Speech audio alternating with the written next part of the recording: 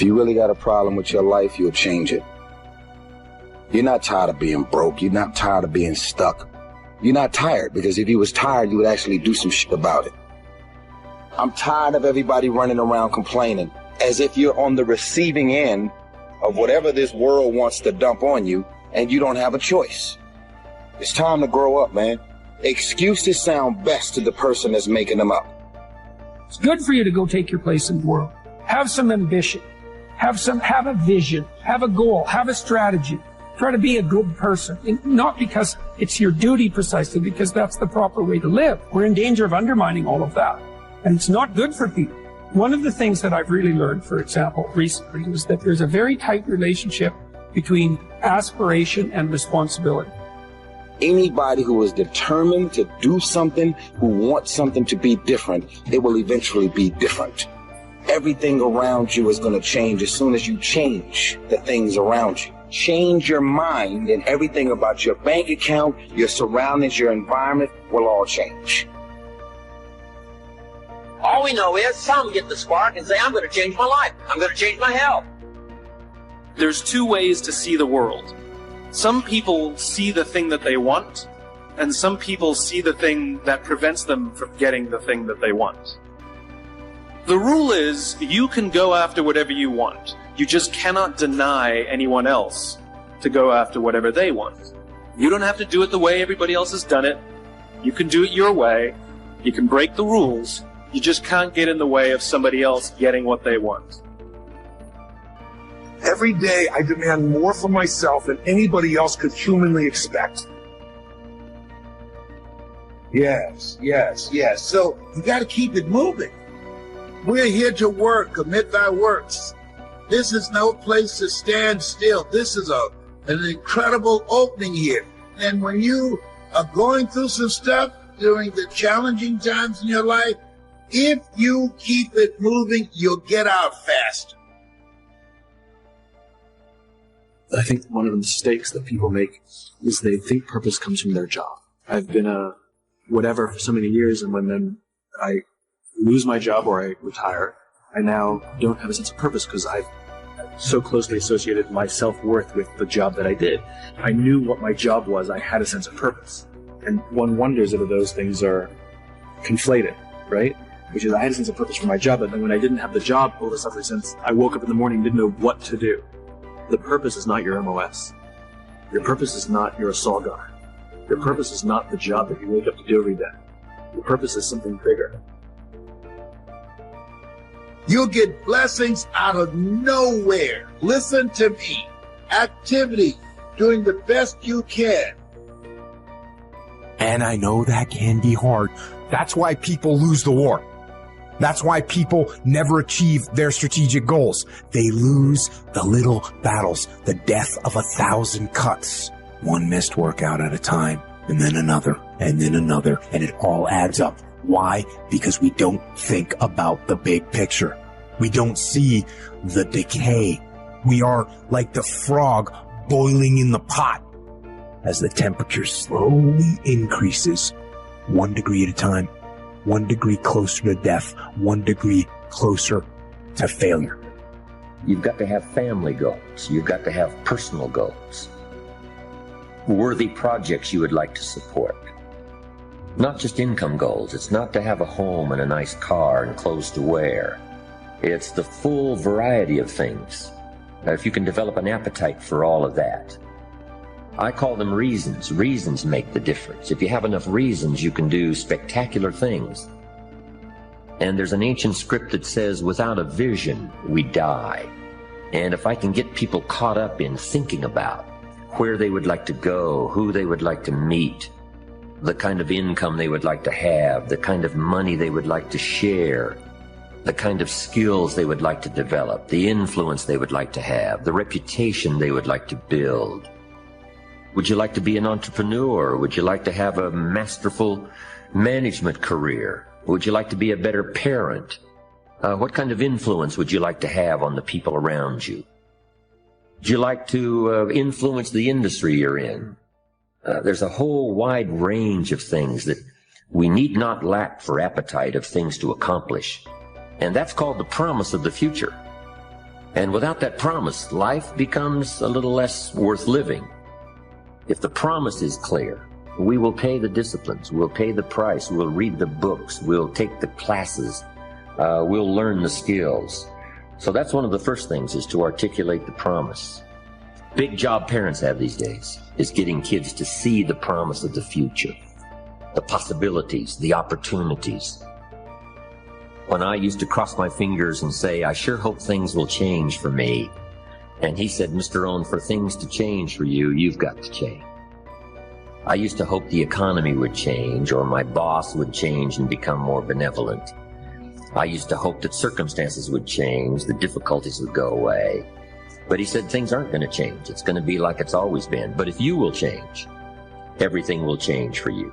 If you'll get better, everything will get better for you. That sort of is the centerpiece of the philosophy I've been trying to teach all these years. And I think that's one of the best quotes. It's a promise he gave me. If you will change, everything will change for you. But if you won't change, the next 5 years will probably be just about like the last 5. Unless you get out every single motherfucking day and put in the work inch by motherfucking inch, you will never get there. Everybody want to win, but everybody don't want to work. Everybody wants a reward, but everybody don't want to work. We all got to work. All I'm saying is don't quit. I didn't say don't rest. I didn't say don't recover. I said don't quit. Mentally, you ain't got to take off. Mentally, you can stay connected. When I work with people, when I workshops or classes or anything, I always try to get people just to open their arms so that we can let the new in. Remember, this is the subconscious mind, and this is where we're holding. So this is saying nothing new will get in. So I always like to feel that I'm open and receptive to new ideas, and I'm willing to learn, and I'm willing to change, and I'm willing to grow. And sometimes I don't want to, and sometimes it hits areas that I don't really care to change at the moment. And, you know, that's always an area that I know is important for me to work on. First, get serious. Next, get smart. Learn everything you can from every source you can. The next one was get going. No matter how smart you are, nothing much happens in terms of results until you put it into action. Just go to work. And the old ancient formula is probably the best. 6 days work, 1 day rest. Important not to get those numbers mixed up. Here's why activity is so important. It finally produces the miracle of reality. Yes, we need to be dreamers. Yes, we need to be architects for the future. But the architect needs the bricklayer. The bricklayer needs the architect knowing what to build. But the architect can draw the dimensions all day long. But unless somebody is willing to lay bricks, then the entity and the opportunity is never accomplished. So get going. Here's one that's important, and that is get better. And no matter how long you live, it's possible each day, each year to get better. To get better at understanding the complexity of life, at handling a variety of personalities that come your way. Get better at conquering worry. Get better at language that works miracles and helping people see, change their lives. Get better at seeing the vision for yourself so that you can enlarge what you do. It takes in your family, takes in your community, your country. Get better at giving wise advice. Here was the next one. I learned it from my parents, and that is to get away, balance your life. Anything out of balance really doesn't run well, whether it's your life or your automobile or your business. My parents put it this way: don't miss anything. Don't miss the game, don't miss the performance, don't miss the show, don't miss the opportunity. Turn off the television set most of the time. The average American family watches television 6 hours a day. I asked a man one time what his television cost. He said $450. I said, no, what does it really cost? Not to own it, but to watch it. What does it cost? I said, I estimate last year it cost you about $45,000, not to own it, but to watch it.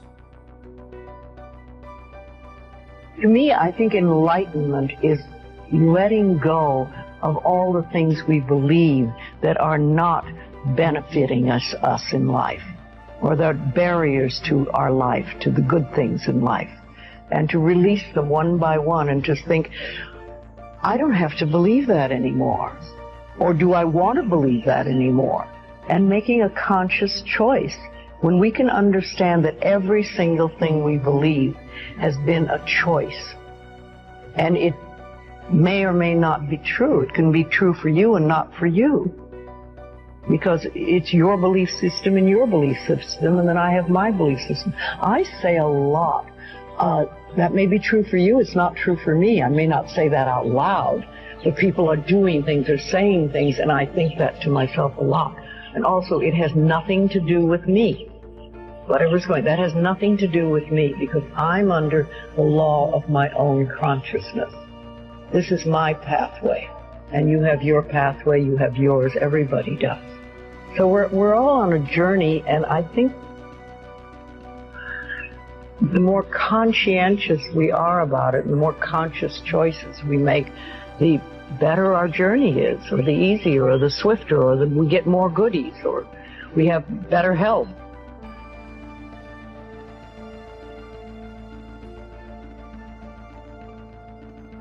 But anytime you want to, you can learn from the last 5 and make the next 5 years of your life totally different from the last 5 if you'll make some little, simple, beginning changes for your health, for your income, being more valuable in the marketplace, things you want for yourself and for your family, and all the rest. Small pieces at a time. Best is to substitute a poor habit with a good habit. If you've got some bad habits as far as your health is concerned, if you start some good ones. My mama taught an apple a day. And my father will be 92, has never been ill. I've never been ill. My children, my grandchildren, mama taught us so well those simple, basic, good habits of good health that we've followed all these years. And the payoff is extraordinary. So maybe you've got something like smoking maybe that you shouldn't do. But rather than just trying to quit that, what if you started something positive and you got so inspired about doing that, that inspired you then to start changing something that was negative?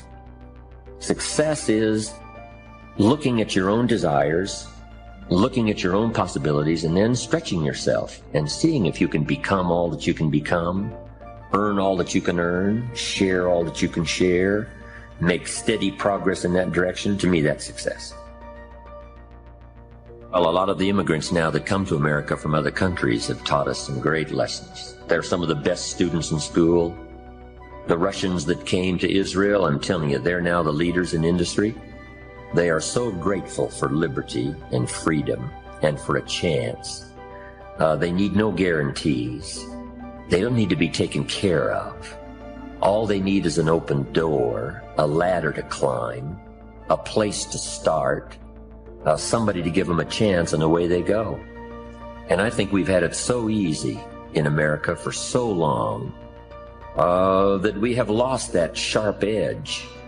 And who knows, all the shake-up these last few years, the walls have come tumbling down. But in America, we need a whole new sense of personal drive, personal ambition, that will take whatever we got and see what we can make out of it. If it's pennies, we start with pennies. If it's painful, you start painful. You know, if you're ill, you start ill. If you don't have much of a chance, you just start with not much of a chance, but see what you can make of it. And I think some of the people in other countries now where freedom is finally intact, the walls have come down, that are starting that journey, could teach us a lot about taking what we've got, making something valuable out of it, rather than expecting someone to give us something. If there's books provided that you don't read, classes provided that you don't take, music provided that you don't listen to, ideas provided that you ignore, places to go of learning that you could find contact with ideas that could change your life and never take advantage of it, that's the big tragedy, to have so much brought to your fingertips and not to be excited about it. But that's what these seminars are for. That's what books are for. That's what messages like this are for, is to remind people of what all is available. Let us not be cynical, but let us be thankful and reach out and appropriate what's available and let it affect our lives now and in the future. And my study in the possibilities just overwhelmed me as to where people can begin and then finally where they can go, what they can start with and what they can finally become. And to, first of all, I think recognize that is an incredible, exciting adventure. And then if you start working with it, what could I really do if I learned the lessons, adopted the disciplines, read the books, fed on the ideas like bread for my mind? What could I really accomplish? And the stories are always fascinating to us all about where people started, but where they finally ended up, what they finally accomplished, with dangers along the way, of course. But that's what philosophy is all about. Human philosophy is to give us guidance to avoid the dangers and take advantage of the opportunities. Number one, to earlier recognize the dangers and to also earlier pick up the opportunities and make something of them. But I'm constantly amazed at the human spirit, human possibilities. People with the most enormous struggling problems still manage to rise above them and do something noble, something powerful, something wondrous. I'm always intrigued by that. And I'm intrigued with myself. How I act like I act, how I respond like I respond. What is this human adventure on the spinning planet? I'm intrigued by all that. But America, nationally, industries, commerce, business, companies, corporations, institutions, education, politics, all the rest, involving human beings, is an intriguing adventure. I think we need to be curious about it, how it works, and how we can best play our part in family, in community, citizen, company, salesperson. Curiosity. Develop an appetite for that. And just start by saying, I'm going to systematically make some inquiry. I'm going to be a better reader. I'm going to listen better. I'm going to search. And start that whole process. And the more you do it, I'm telling you, you'll find something fascinating. That'll lead to something else fascinating. And the first thing you know, you've got this on an upward trend. To become valuable as a leader, to become valuable in articulating the challenge of the future, competing among the nations of the world. We've got our work cut out for us. But it starts at home, being valuable as a teacher. The key is not to just be a teacher, but be a student teacher. Don't just be a salesperson, be a student salesperson. Don't just be a father, be a student father. Don't just be the leader of a company, but be a student leader.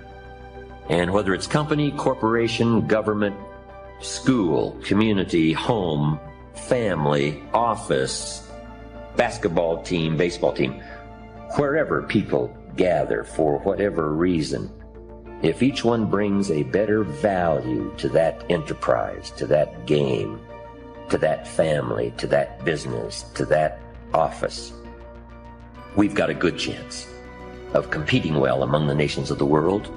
And who knows what all we can accomplish in the 21st century. Starting with something simple. Mama said an apple a day keeps the doctor away. Good question for my audience today. What if that's true? Someone says, well, if that's true, that would be easy to do. But here's the challenge. What's easy to do is easy not to do. What if you should be walking around the block every day for your good health and you don't? You're not on a good track. If you should and you could and you don't, it's called formula for disaster. But self-improvement is called starting with the most immediate thing that comes to your mind that you could do to improve your health, your life, your income, your future. And if it's an apple a day, start there. If it's a walk around the block, start there. If you need to build your personal development library, go get a book and say, this is the next book of my new library. If you need to attend a seminar, go. If you need to keep a journal, Mr. Schoaf taught me to keep a journal starting at age 25. It represents a major part of my library, my own journals. notes that I've copied over the years, little poems I've written down, things that I've gathered that are invaluable to me, my business, as well as my lecturing career. Go get a journal. Start with an apple a day. Walk around the block. You know, it's not going to come in some great package out of the sky. But each little thing you start with called self-improvement, whether it's health or sign up for a class that you've been intending to take and you've put it off. Neglect does us all in. Neglect has us by the throat, shutting off air supply, money supply, and every other supply. But if you reverse that process, and it doesn't matter what you start with, just say I should, I could, I don't. I will now say I should, I could, I will. And if it's an apple a day, start there. Getting a journal, make an entry. Go get that next book of your thriving library. Sign up for a class, and you have now begun the process. And that's all you need to do is begin the process. And the early return from those early steps will inspire you to start taking all the rest. Everything needs refinement. I've got a good phrase. Everything by longevity tends to get off course. There isn't anything that doesn't need to be looked at fairly often. I've seen more than one person say, hey, I've got plenty of money in the bank. I'm doing well, but some systems are not working. And failure to take a look at some systems that aren't working, you can get faked out by money in the bank. You've got to look at all areas. An ancient script says the little foxes spoil the vines. And you look at this vineyard and it looks great, but it's got little foxes. And it doesn't matter if it's the president or the government or the senator or the senate or the company or the corporation or a millionaire or a billionaire. All systems need to be regularly checked. So don't let too much time go by before you take a look and make sure all systems are working. And if you do it with your health, if you do it wherever you are, if the corporation does it, if the government does it, we'll all be better off for the future. The ideas that I share with people these days so dramatically affected my own life back in those early days. I never get tired of sharing the story and the principles, the things that changed my income, my bank account, my outlook on life, got me setting goals, building a library, working on disciplines that I never thought I could master, that I did, in sharing all those ideas with people, then getting the letters and the phone calls. When I travel around the world, people still come up and say, 5 years ago, I attended your seminar and here's what's happened. A lady showed me the other day in Australia notes she had taken 14 years ago. She said, I still use these notes in working in my business. Here's what happened to my relationship with my family. Those letters, those phone calls, those personal testimonials for me, that's what I live for. I don't need the money. I take the money, but I don't need the money. But I do need that joy that comes from people saying what you said was valuable for me, and thank you very much for sharing. That's heavyweight stuff. You can't buy it with money. But my last word would be, hey, start with something simple. Keep adding value to your life. And you can do the most extraordinary things. And why not you? If, a boy from the farms of Idaho, and if we had a parade of American success stories here, they would all say the same thing. Why not you? We started with nothing. Why not you? We started behind. Why not you? If we can do it, you can do it. That's my message. The ability to live from the income of your personal resources. This should be everyone's goal, to someday be able to live from the income of your personal resources. Now you can work not because you have to, but because you want to. Do what you have to as quick as you can so you can do what you want to as long as you can. Next key phrase. Economics is major because it's such a vital part of your life. Someone says, well, money is the root of all evil. Not true. Here's what it really says. The love of money is the root of all evil. Here's what's noble, what money can do. The projects it can support. The relief from debt it can create. So economics is major. The key, of course, is what you do with it. If you earn a lot, you should give a lot. If you've been given much, now much is required. Everyone has to solve this about the money to go for. And here's the philosophy, we've already covered it. You should earn as much as you possibly can in the reasonable time devoted to economics. The key is to earn as much as you possibly can. Not at the sacrifice of your friendships, not at the sacrifice of values, not at the sacrifice of integrity. Let's talk now about what to do with the dollar. Now here's the tendency on attitude, because attitude determines so much of our lives.